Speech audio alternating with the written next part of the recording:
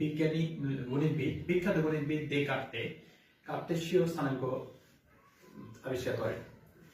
প্রথমেই দুইটি সরলরেখা, দুইটি সমকোণের পরস্পরকে ছেদ করে এরকম দুইটি সরলরেখা, পরস্পর সরলরেখা, যেখানে হরিজন্টাল অর্থাৎ অনুভূমিক বরাবর যে রেখা সেটাকে বলা হচ্ছে এক্স অ্যাক্সিস, আর যদি ভার্টিক্যাল বরাবর যে রেখা সরলরেখা সেটাকে বলা হচ্ছে ওয়াই অক্ষ।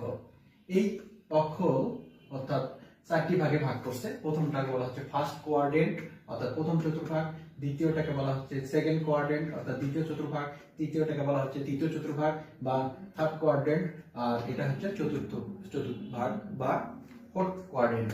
এখানে প্লাস প্লাস, প্রথম বিন্দুটা হচ্ছে এই স্থানাঙ্কটা হবে প্লাস প্লাস, এখানে মাইনাস প্লাস, এখানে মাইনাস মাইনাস, এটা হবে প্লাস মাইনাস। এইবারে